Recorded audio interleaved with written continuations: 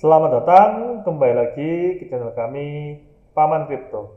Oke, jadi hari ini kita mau membahas bersama-sama mengenai cara cuan untuk trading NFT.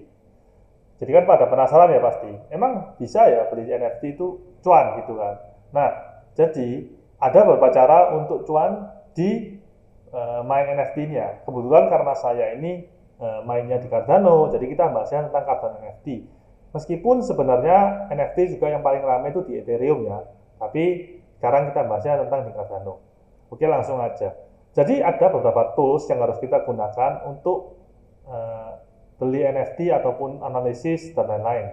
Nah, yang paling pertama itu pasti kita kan butuh ya tahu berapa nih harga dan volume-volume NFT ini ditradingin. Kita pertama cek di namanya OpenCNFT.io. Jadi OpenCNFT.io ini adalah website untuk mengetahui volume 24 jam, ada kayak statistik lah anggapannya, statistik dan harga-harga saat ini tentang semua NFT yang ada di Cardano. Bahkan yang ada kenaikannya 24 jam ini paling banyak apa dan lain-lain, paling top salesnya siapa, nah itu ada semua. Nah, cuman kekurangannya adalah di website ini itu tuh hanya transaksi yang ada melalui smart contract, jadi melalui JPG Store ataupun CNFT.io atau marketplace lainnya.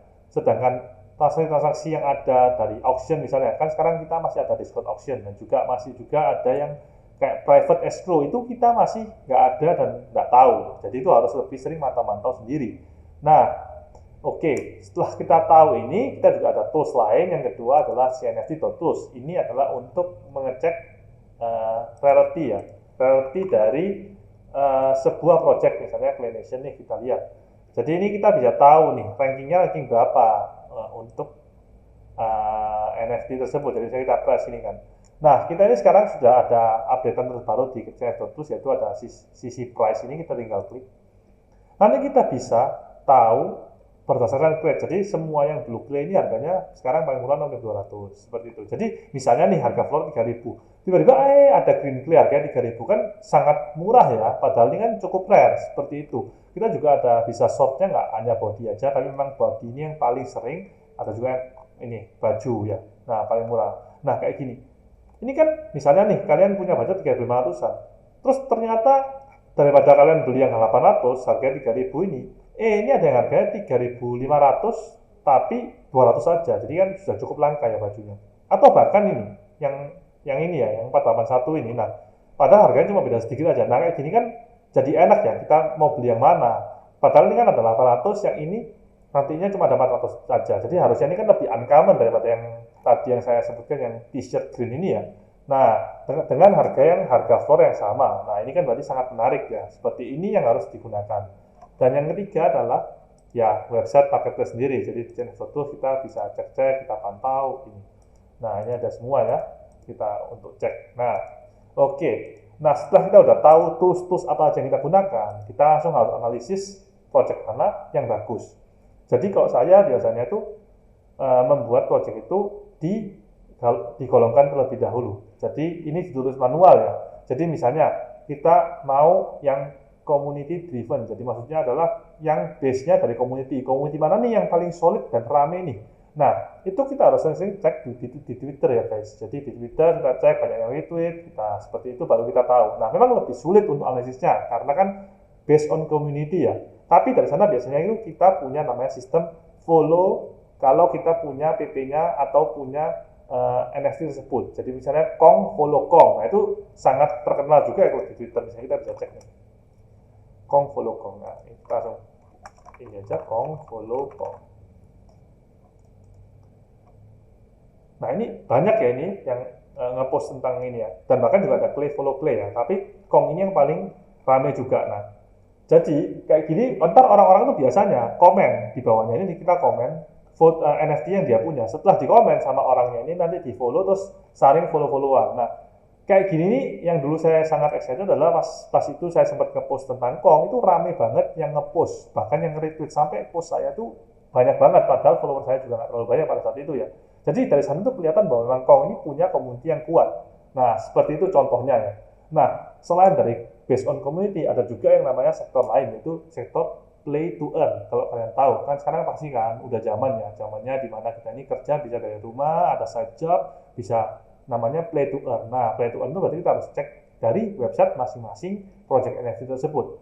Apakah project ini bisa mendapatkan di masa depan seperti itu. Nah, kalau misalnya di sini ada juga namanya Mokoshi, ada juga Pixels yang paling mahal, dan juga ada macam-macam yang lainnya seperti Clumsy Ghost juga. Nah, seperti itu.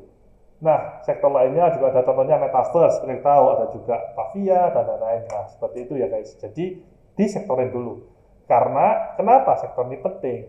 Karena, kalau kalian misalnya terlalu invest banyak di play to earn aja, nanti kalau yang ngebum bukan play to earn tapi Metaverse, kan anggapannya nggak diversifikasi ya. Jadi nggak boleh, makanya kenapa kita harus tetap pakai sektornya terlebih dahulu dulu. Sektor apa ini? Macam-macam. Oke. Setelah kita tahu sektornya, kita juga harus ngecek di Discord-nya. Pembuatnya ini siapa, owner-nya siapa, dan juga mereka ini siapa sih whale yang masuk. Nah, kalau kalian sudah sering main di NFT Cardano, anggaplah sebulan lah, kalian sudah pasti tahu siapa sih kayak pemain-pemain besarnya di Cardano.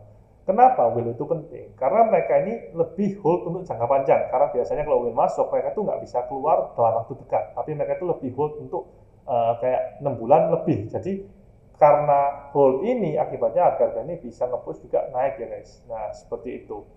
Selain itu, oke, lanjut ke yang ketiga. Selain cek owner, terus ngecek-ngecek volume dan lain-lain, kita juga harus cek utility-nya. Nah, kadang-kadang ada NFT yang punya utility. Kalau kalian tahu yang terbaru adalah Aqua Farmer. Ini NFT dan utility ya. Kita cek aja Aqua Farmer ya. Nah, Aqua Farmer ini adalah NFT, jadi anggapnya kalau punya NFT ini kalian staking itu dapat bonus boost. Nah, nanti ada di YouTube saya juga sebelumnya ya, sempat saya ceritakan. Nah, itu seperti itu adalah contoh NFT dan utility. Nah, kadang-kadang ada NFT yang punya utility ini, utility-nya sangat bagus dan unik. Dan jika itu terjadi, makanya banyak orang yang tertarik untuk beli kan, seperti kayak Liquid gini. Pasti mereka juga mau punya, karena kan mereka memang mau main DeFi di Cardano, karena Liquid ini adalah salah satu project yang nomor satu untuk borrowing dan lending di Cardano. Seperti itu. Nah, oke, kita lanjut aja yang keempat ya.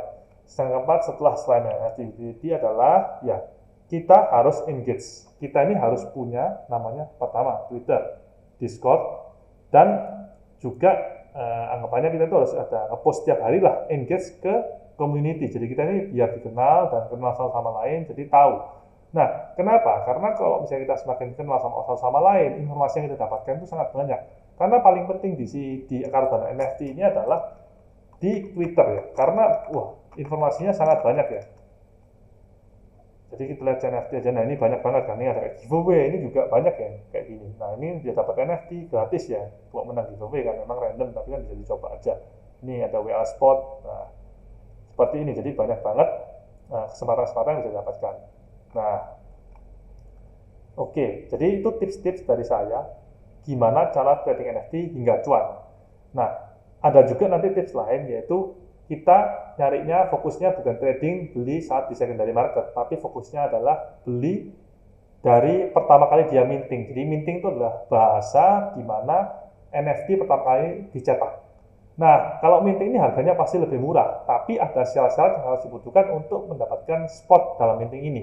Nah, nanti akan dijelaskan berikutnya di YouTube kita. Oke, untuk hari ini sekian, dan jangan lupa follow Instagram kita. DM aja, tanya-tanya boleh nih.